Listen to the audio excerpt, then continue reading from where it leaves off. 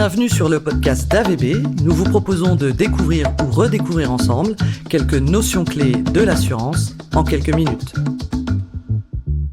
Bonjour et bienvenue dans ce nouvel épisode du podcast d'AVB pour comprendre en quelques minutes l'assurance. On a choisi aujourd'hui d'aborder un sujet simple, mais sur lequel on n'avait pas eu l'occasion de revenir, qui sont les différents acteurs du secteur de l'assurance. Parce qu'on parle d'assurance, on parle de protection sociale, finalement on utilise pas mal de termes différents, et en termes d'acteurs, on entend compagnie d'assurance, mutuelle, groupe de protection sociale. Donc logiquement, on pourrait se poser la question, est-ce que derrière tous ces termes, c'est un même type d'acteur qui se cache, ou bien des réalités différentes? Et Clément, tu as accepté de nous éclairer sur ce sujet. On va essayer d'y voir plus clair avec toi. Mais merci d'être là. Peut-être qu'on peut commencer par le commencement. Est-ce que compagnie d'assurance mutuelle et groupe de protection sociale, finalement, c'est la même chose? Alors, ce n'est pas du tout la même chose, même si vis-à-vis de l'assuré final, on peut lui rendre à peu près le même service. Chacun des trois types d'assureurs peut lui rendre un service similaire. Mais une compagnie d'assurance, typiquement, c'est une société de capitaux régie par le Code des assurances et qui fonctionne comme une entreprise classique. Qui a donc bien souvent des actionnaires, et donc un objectif de rentabilité pour servir ses actionnaires, avec une gouvernance qui est pilotée par un conseil d'administration. On peut citer les grands assureurs, sont des compagnies d'assurance, AXA, Allianz, Generali, Groupama, et bien d'autres encore sont régis par ce code des assurances et ont donc cet objectif de rentabilité. D'accord, donc une compagnie d'assurance qui relève du code des assurances, elle a une logique classique d'entreprise, de performance économique et de garantir sa performance économique, et pour la plupart d'entre elles, en tout cas, de la piloter et de l'améliorer le plus souvent. Tout à fait. Elle propose des contrats sur tous les segments de l'assurance, parce qu'il y a différents types d'assurance. Elles peuvent intervenir sur l'ensemble des secteurs? Oui, elles peuvent intervenir à peu près sur l'ensemble des secteurs de l'assurance. Pas forcément de la protection sociale, puisque la retraite complémentaire, typiquement, ne peut pas être gérée par ces secteurs. On reviendra dessus plus tard. Mais d'un point de vue produit assurantiel, oui, elle couvre l'ensemble du champ. Santé, auto, habitation, épargne, prévoyance, retraite supplémentaire, par capitalisation. Et donc, elles proposent ça à leurs clients. Ce sont bien des clients qu'elles ont. Le but pour elles, ça va être de couvrir tous les risques de leurs clients, d'assurer un équilibre économique et une marge bénéficiaire qui va donc, on l'a évoqué, être redistribuée aux actionnaires. Mais ce sont des acteurs qui ont une solidité financière forte aussi, souvent, une forte capacité à innover, puisque elles doivent se différencier des autres typologies d'assureurs qu'on va voir après, et donc elles gèrent bien souvent aussi des risques très complexes. D'accord, mais donc selon leurs agréments, elles peuvent intervenir sur tous les secteurs, et il y a d'autres acteurs qu'on appelle des mutuelles. Souvent quand on entend mutuelle, on entend santé. Est-ce que tu peux nous en dire plus sur les spécificités des mutuelles, et puis est-ce qu'elles interviennent exclusivement en santé finalement? Alors non, elles n'interviennent pas exclusivement en santé, mais une mutuelle, par opposition aux compagnies d'assurance, c'est pas une société de capitaux, c'est une société de personnes, et elle a un but non lucratif. Elle est d'ailleurs régie par le code de la mutualité. Et elle n'a pas de clients, elle a des adhérents, et elle appartient à ces adhérents. Ces adhérents qu'on peut aussi appeler parfois sociétaires.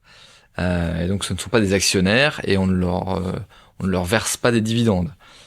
Chaque adhérent, chaque sociétaire a une voix, peut voter d'ailleurs à travers un système de pilotage qui est propre aux mutuelles. Des assemblées générales. Exactement, tout à fait.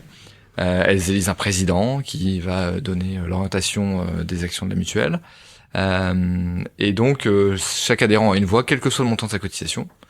C'est donc une gouvernance qu'on pourrait rapprocher d'un mode démocratique.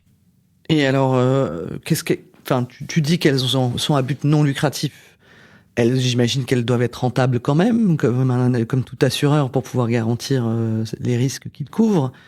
Qu'est-ce que les marges qu'ils dégagent permettent de faire? C'est strictement de la réserve pour couvrir des risques, ou Alors oui, elles doivent effectivement, elles ne doivent pas perdre d'argent, sinon elles vont pas durer très longtemps.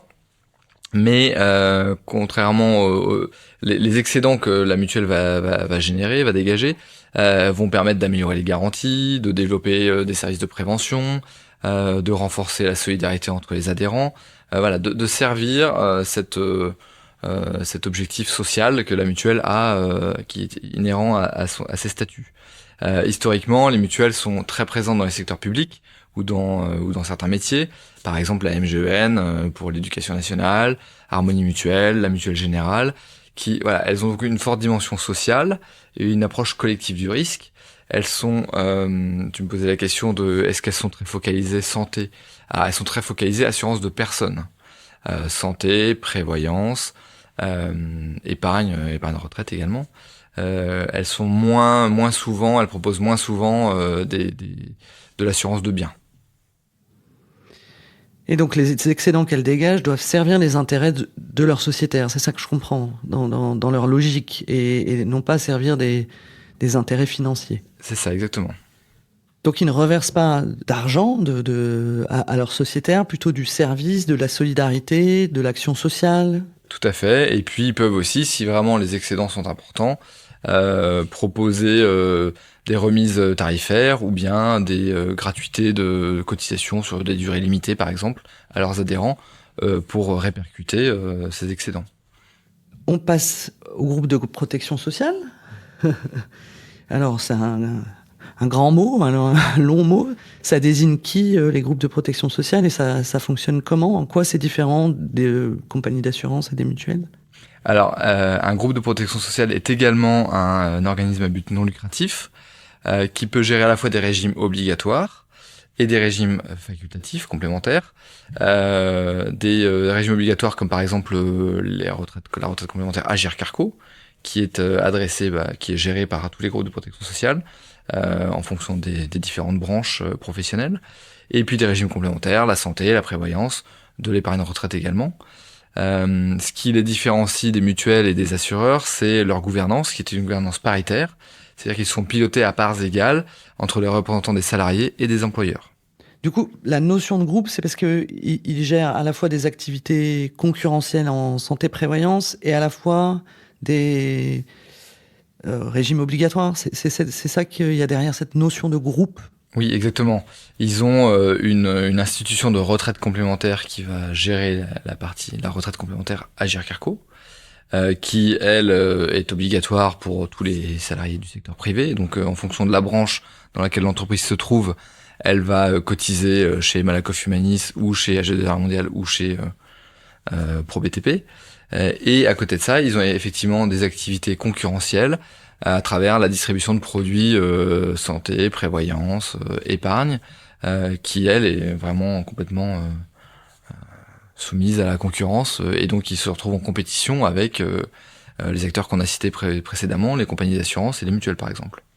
Et ils ont des institutions de prévoyance, c'est ça, en leur sein, du coup, oui, tout à fait. pour opérer ces activités-là. Exactement. Et alors, tu disais qu'ils sont à but non lucratif, mais qu'ils sont pilotés et gouvernés par les syndicats de salariés et les syndicats d'employeurs. Du coup, la logique de non-lucrativité, j'ai envie de dire, elle bénéficie à qui, comment, puisqu'il n'y a pas de sociétaire. Est-ce que ça fonctionne différemment d'une mutuelle, où finalement les excédents sont reversés de la même façon qu'une mutuelle?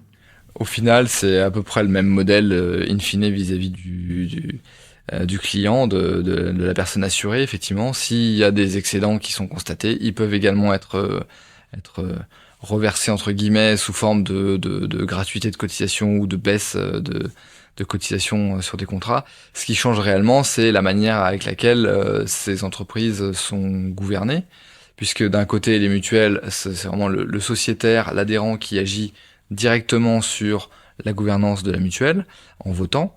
De l'autre côté, le groupe de protection sociale, lui, c'est à travers les organisations syndicales et puis patronales pour les patrons que sont pilotés ces groupes de protection sociale. D'accord. D'un côté, il y a des assemblées générales, et côté groupe de protection sociale, ça va pas être des assemblées générales, je suppose. Non, ça va être des conseils d'administration. D'accord. Bah, je te remercie Clément parce que je pense qu'on a éclairé aujourd'hui un peu les principales différences entre les acteurs du secteur. Ce que je comprends, c'est que en tant que client, je peux choisir mon contrat d'assurance sur des critères de niveau de garantie, de tarif, de qualité de service. Mais finalement, il y a un critère supplémentaire que je peux prendre en compte, c'est quel est le type d'acteur que j'ai en face de moi et comment il fonctionne. Exactement, c'est bien résumé. Merci. Merci Virginie, à bientôt.